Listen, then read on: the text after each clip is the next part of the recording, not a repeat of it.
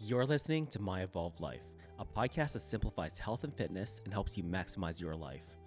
My name is Vuna Win, and I'm the creator of the Evolution Training System. We're so lucky to be living in the information age, meaning it's easier than ever to access information and find answers to any questions you may have. But isn't it confusing when you read information that's conflicting, or worse yet, just sounds wrong? I'll be sitting down with industry professionals to give you clarity and leave you with tangible actions you can take immediately to improve your physical, mental, and psychological health. On today's episode of My Evolved Life, I had a great conversation with Lauren Romeril, a professional physiotherapist. And in this chat, we talked about how to get ahead of pain, how to manage pain when you have it, and how physical pain can really start to manifest itself in other areas of your life. Of course, we also talked about how physiotherapy can play a role in your life. I really did love my conversation with her. She had so many great insights, and you're going to love her too. Let's start the show. Welcome back to My Evolved Life, the show that simplifies your health and fitness and helps you maximize your life. Today, we've got Lauren Romeril with us, who's been a physiotherapist since 2012. Yeah. She's got a Bachelor's of Science from BYU, so that's Brigham Young University. Yeah. And she followed that up with a Master's in Physiotherapy from the University of Queensland, and that's in Brisbane. Is that correct? Yeah, Brisbane, Australia. Perfect. And since then, she's really upped her credentials with trainings in areas like vestibular rehabilitation, concussion assessment. You've done yoga for pain. You've even done acupuncture, if I'm not mistaken. Yeah, and then I'm starting dry needling in a couple weeks here. Perfect. So basically, you name it, she's done it. But most importantly, you're also a mother of two. Yes, I sure am. Fantastic. Yeah. So needless to say, I'm super excited to have her on the show. And I'm positive we're going to learn a lot from her. Oh. So Lauren, welcome to the show. Thank you. I'm excited to be here and for this opportunity. It's nice to be able to sit down and have a chat with you today. Excellent. Well, let's start here. I know from my understanding, you have been practicing since 2012 as a physiotherapist, but your journey with rehab actually started when you were a child, around 5 years old, if I'm not mistaken. Do you want to start there? Do you want to tell us about that? How you kind of took that rehabilitation when you were a child and carried it onto a career in physiotherapy? Yeah, so when I was in kindergarten, I ended up getting a tumor just above my knee. And so I was pretty small and they weren't really sure. And technology's changed so much in the last many years that they just ended up taking out about a third of my quad because they weren't really sure what to do. And so I had to start physio pretty young at 5 and did it on and off. And, I'd have a few years where I'd need to do it and then things would be good. But then kind of you hit puberty and things change and I would need to go again. And so just on and off over the years, I did a lot of physio so that I could participate in activity. And so I wanted to do sports. And so each time I kind of took on something new, we'd find a new area that was sore. And so I worked with a lot of great physios over the years that left it that I was never limited. If I wanted to do something, I could. And so it was such a huge benefit to me. Yeah. And that's when you made the decision that you wanted to do it kind of long-term as a career to help other people from pain, so to speak. Is that correct? Yeah. So then I went off to college, you don't really know at 18, and was in school for a bit and just knew I wanted to help people. And that just seemed like a good path for me that I'd be able to balance out a future family and then a career. And so it's been great because I find I can work kind of as much as I want, or if I want to work less, I can work less. But when I'm at work, I have that opportunity to make a difference for people, whether it's with their pain, their function, getting them back to activity. There's just so many options of how I can help them get back to something they love. And I know it works because it's worked for me. That's amazing. And I understand that just based on kind of studying you, you've lived a lot of your life in pain or suffering through pain. Were you able to kind of translate some of those experiences into the way that you help others? Yeah, 100%. So when I was 18, I was diagnosed with endometriosis, which ends up being chronic pain. And there are some times that it's better than others for sure. And it took a while for me to kind of accept that and learn how to deal with it. Because I think initially when we're in pain, we just think that everything's going to be about that pain, but it doesn't have to be. So over the years, I've learned so much about how to manage my own pain and how to have it where it's just kind of background noise. Sometimes there is some pain, and sometimes, there's so many other things that are more important in my life that it's not really there. And so being able to learn to manage that and finding that there's so many ways to deal with chronic pain where it doesn't have to be the focus of your life. It can be part of your life, but it doesn't have to be your life, has given me, I think, kind of that insight into how to help other people. Because then I can look and say, hey, like, I've been there, and you know what? It's hard, Right. and it sucks, but there's so much that you can do. It doesn't have to be your future. Oh, absolutely. And one of the fascinating things that you've said in your blogs is that pain shows up in every area of life. Mm-hmm. So can you speak a little bit about how physical pain can really start to manifest itself in other areas of your life, like mental health, if you don't get ahead of it?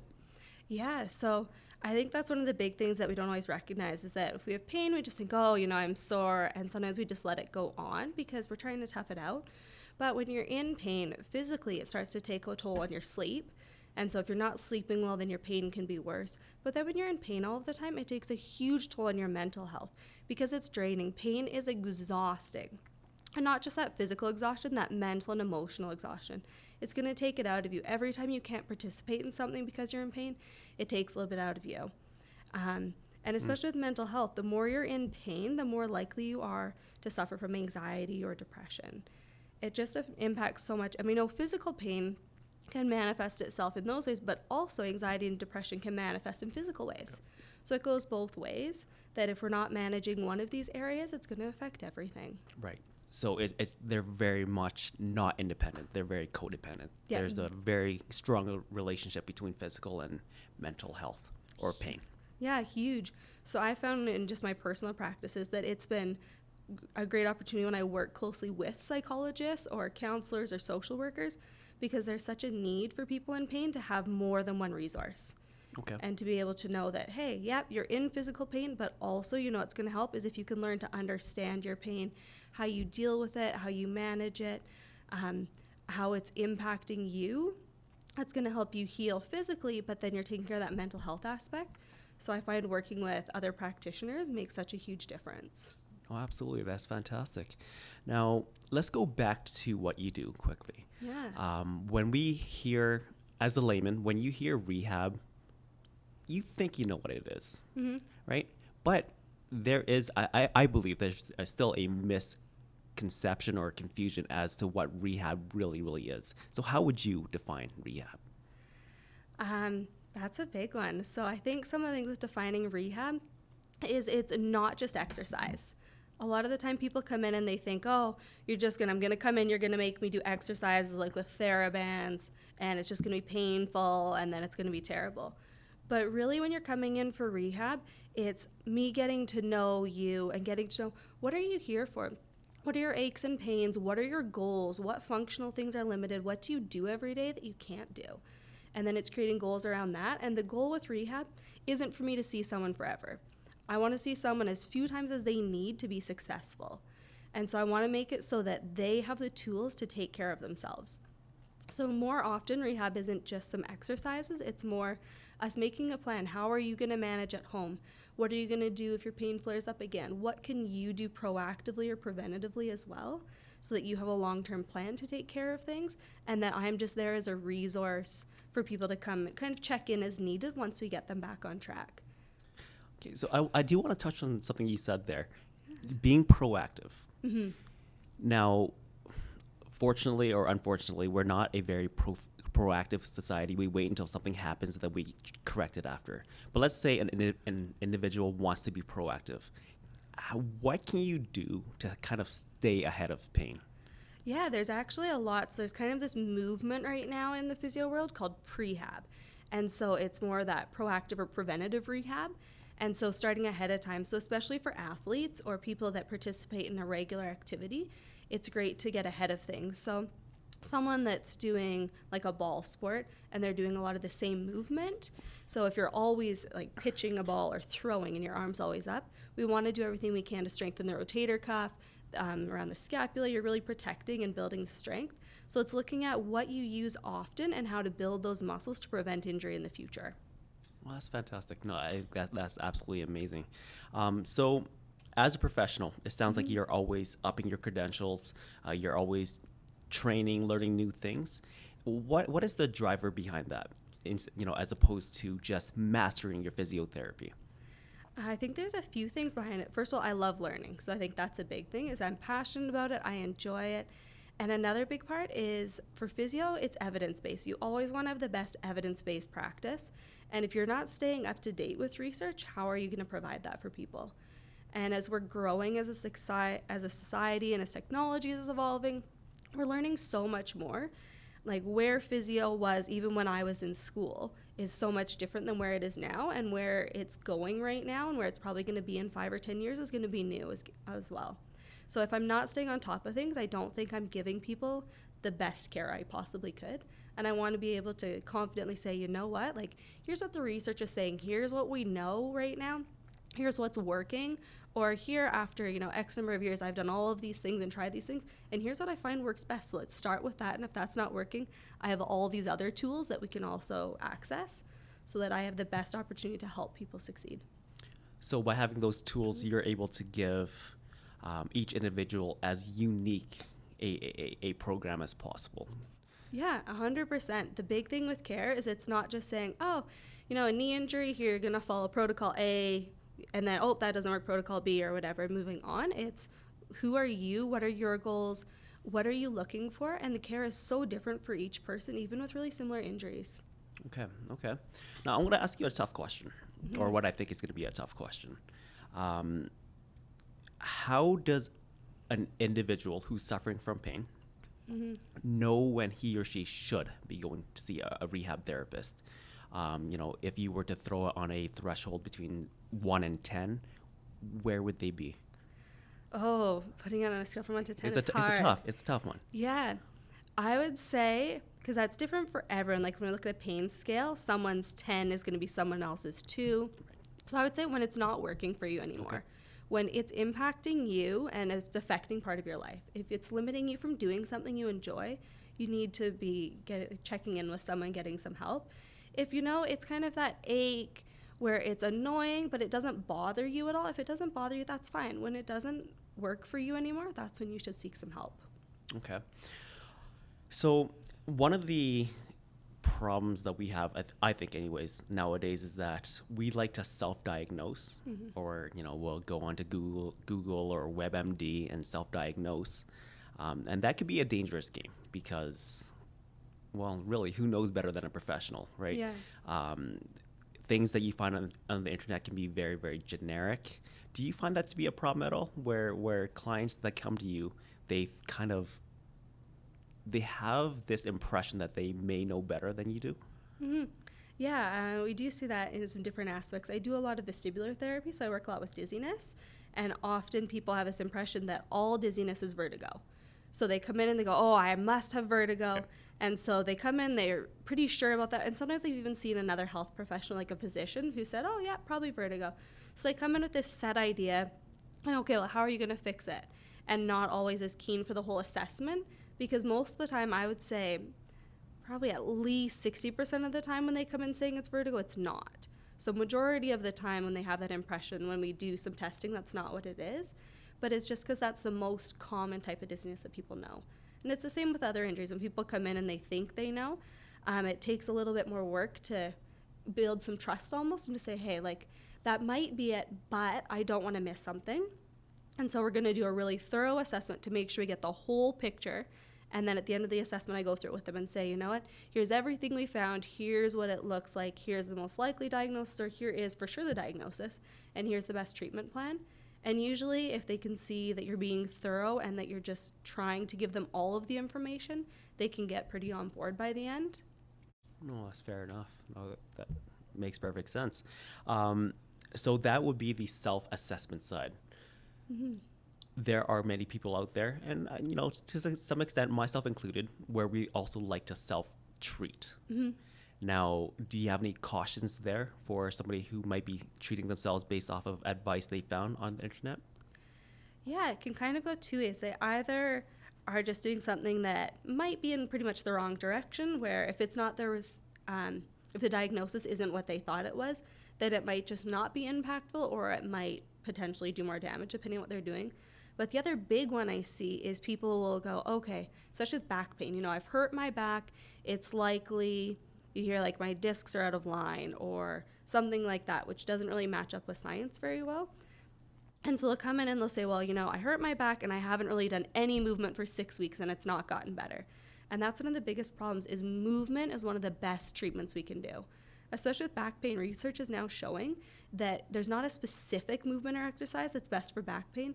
It's movement that's best. So finding movement that's good for someone. So this thought process that people have that they shouldn't move when they're in pain is actually what's setting them back in their rehab. Because the longer you're not moving, the longer it's now going to take for us to get you moving and change those pain signals. Yeah, so I think that's the big one is when people think, oh, I have this injury, I should do nothing until it gets better, and that's kind of the treatment plan they follow, that it can take quite a bit longer for us to get things back on track.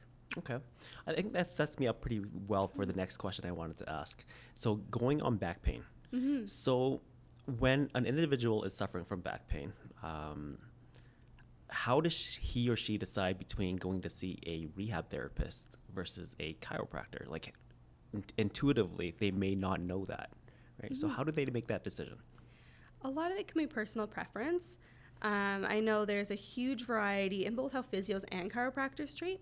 It seems like more commonly now we're overlapping a little bit more, where we're both kind of focusing on that initial decreasing the acute pain and then working on building strength. So I know some chiropractors that prefer just to help in that initial stage with the acute pain, and then they'll transfer them back over to physio for us to do more of the long-term management. So I think it depends what you're looking for. Usually on the physio side, we're really focusing on that strength building. So how are we going to manage the pain, but also how are we rebuilding that strength and getting you moving again? I can't speak as much on the chiro side since I don't have as much experience there. But I know for the physio side, a big thing that I'm doing with people with back pain is movement. How can we find movement that's gentle movement, that's not making your pain worse, but's getting you moving? Okay. Can it ever be too late to get into rehab? Like, can you wait too long, so to speak? Not from what I've seen. I guess there are probably some caveats to that. Like if you're with a stroke, the sooner you have rehab, the better options you have. Within those first 2 years after a stroke is when you're going to get the most out of it. And I find cases like that are a bit different because usually you're in hospital and you're getting transferred from care through that. But with more of those everyday injuries that happen kind of at home or in sports and those everyday things, for the most part, there isn't. I've seen people with concussions 3 years down the road, and we've had great success. People that have had like shoulder injuries or back injuries and like, oh, and I hurt my back 15 years ago and then it kind of got better and life happened and then it got worse, and they'll have had a few incidences of it over the years. Just because it's been a long time since the initial incident doesn't mean there's nothing we can do. Usually there's still quite a bit we can do with it, and it just takes a bit more time. So the longer we have pain, the longer it's going to take for us to get into rehab. Right. Yeah. So it's really just pain management at some point. And that's great. Now I want to ask you a fun question. Okay. Given that you did go through rehab as a child, and you do have 2 kids of your own, are you doing anything with your kids today that you can kind of share with parents out there that can set their kids up for long-term success and staying away from pain? I think the big thing with kids is just getting to know your milestones a little bit. What benchmarks should your kids have and when should they be getting there? Because if they're not getting there, it's good to just get in for an assessment with a specialized pediatric physio. So with things like crawling, often I know as like when I was a new mom, that's a big stress. Is your kid crawling in time? Whose kids are crawling from baby class? Where are they at? And crawling actually isn't a developmental milestone. Kids don't have to crawl.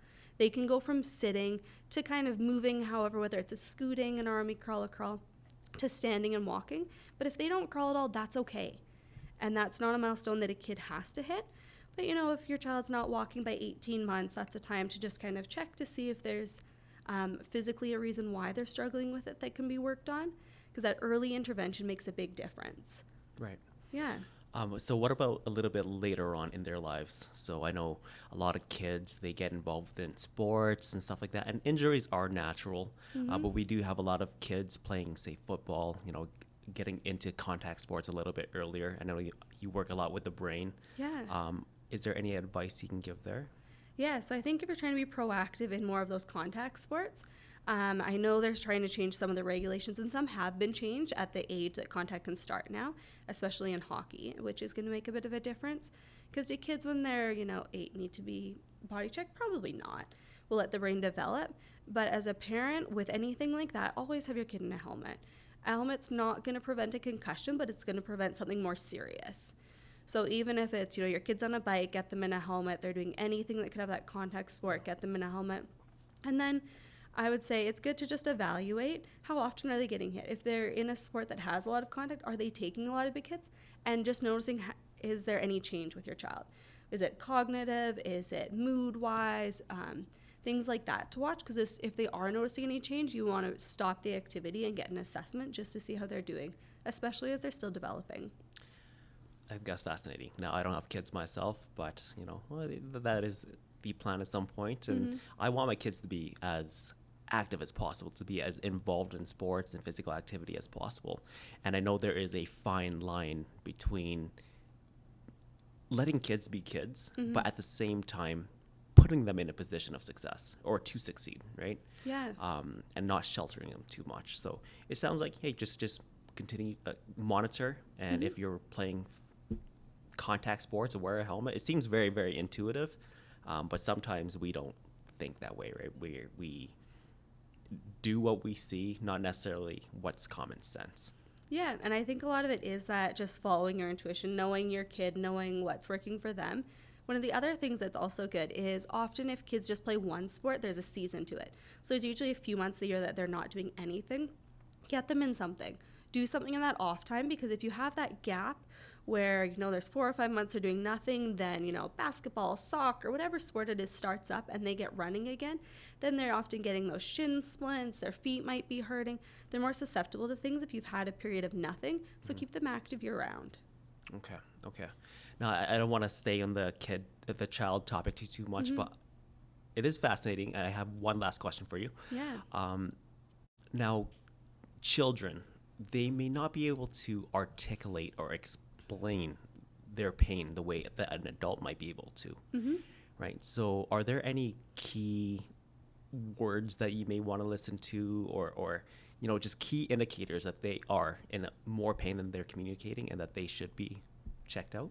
Yeah, I think a lot of it depends on age. When they're really little and communication is a bit more of a barrier, is just watching for change. Are they not eating well, not sleeping well, kind of what's changing? As they're getting a bit older, you have kind of almost that sweet spot where they're young enough, they're going to tell you what's happening, but they can communicate it. Whereas when they get a little bit older, kind of in those teen years, and especially if they're in something competitive, they don't want to miss out. And they often know if they tell you how much pain they're in, they're going to have to miss a game, a practice, whatever it is. They don't want to be benched. So I think in those years, it's important just to pay attention. How are they doing? Mood-wise is going to be a big one. Are there changes? Are you noticing there's something different in how they're performing? Or maybe do they seem like they're in a bit of pain even though they're not saying anything? Are they grimacing every time they land or plant a foot or throw something?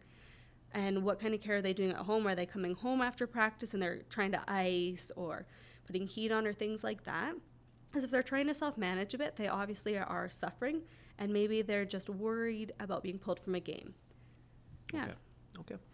I think we're going to close up pretty soon here. I think this is fantastic. I do want to bring it back to adults one final time. Yeah. Now, a lot of this is from my experience. Yeah. As an adult, sometimes you can get into this state of being so proud, especially as as males. We don't want to admit that we're in pain, So on that train of thought, what is the worst case scenario if you have pain and you just don't? And I want you to, just put it out there. What is the worst case scenario if you have pain and you don't treat it? Worst case scenario, that's hard because it depends exactly what the pain is and what's happening. Say it's my shoulder. A lot of guys, we like to toss around a lot of weights and hit the bench press. Yeah. And you know what? That leads to shoulder pains. And there have been points in my life, like I'm very, very, very pain free right now, knock on wood. But there were points in my life where I would suffer from pain. I would live through it for years at a time. Luckily, it never escalated past that probably because I got smarter about it. Yeah. But had I not, what could have happened to that shoulder? Well, if you're not doing anything about it and you are letting yourself suffer from the pain, so you're going to start losing strength, you're going to lose range of motion. But the longer you have pain, so if you're having that consistent pain for 3 months or longer, it becomes chronic pain or persistent pain. And at that point, that's when we notice there's more changes in the pain receptors, the signals your brain's sending. That's when it's more likely to be affecting your mood, your sleep, your mental health. So the longer you're leaving that pain unchecked, the more you're doing kind of as damage as a whole, if that makes sense. Because you're now starting to affect every part of your well-being. Yeah. And I know it can be a bit vulnerable for people to come in and say, I'm not doing well, I'm struggling, especially if they feel fit coming in and saying, hey, like, I can't do this because of pain.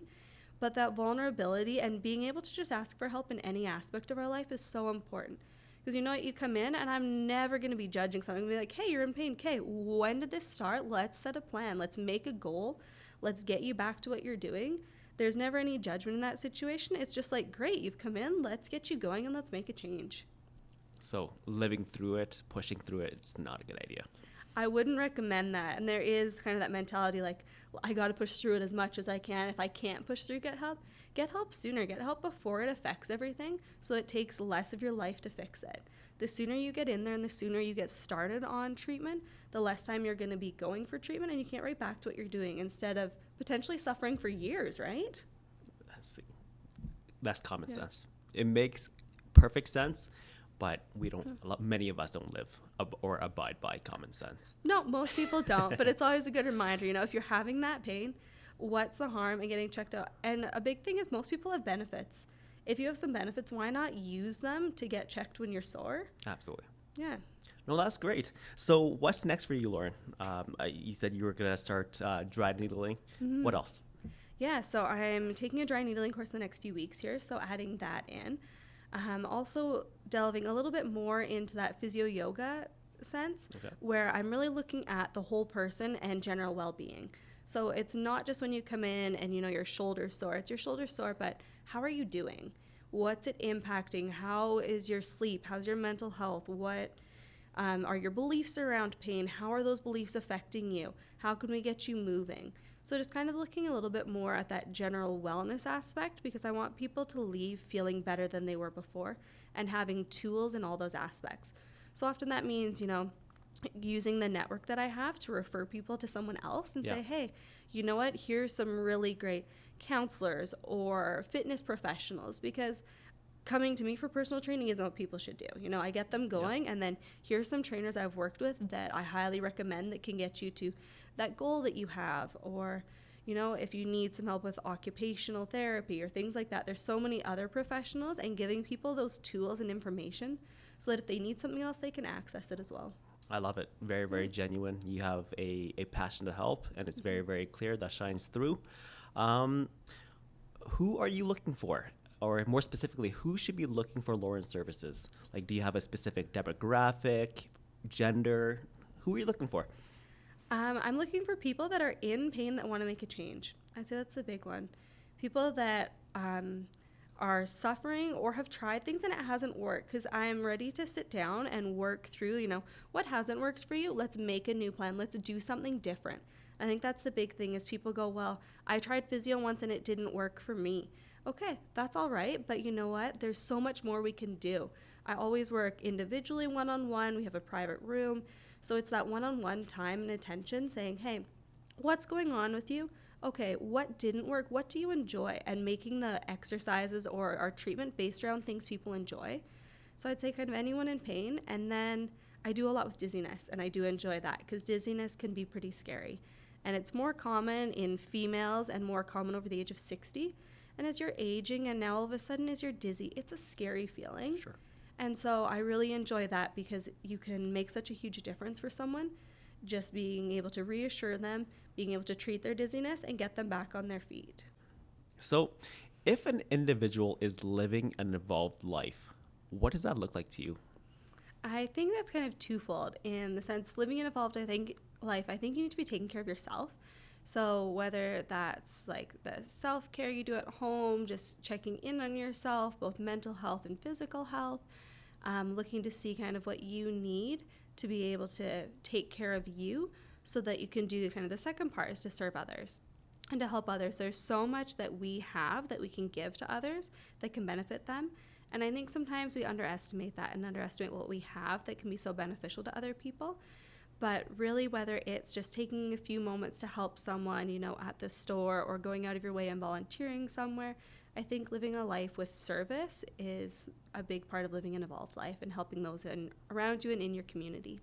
That's excellent. So not just taking care of yourself, but taking care of others as well. Yeah, 100%. I think that's extremely profound. Okay, so if somebody's looking for you, where do they find you? Yeah, so there's a few places you can find me. I'm kind of on all the expected places in social media. I'm under YYC Physio, so I'm under that for Facebook, YouTube, Instagram, TikTok, and then I have a blog, which is my favorite of all of them, and it's yycphysio.blogspot.com.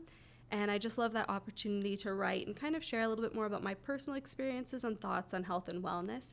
And I think being able to give some insight on things that have worked for me just kind of helps people understand who I am, but also kind of a path that I've had to get to where I am, and that there are so many ways that we can, be healthy and well and get through things. That's excellent.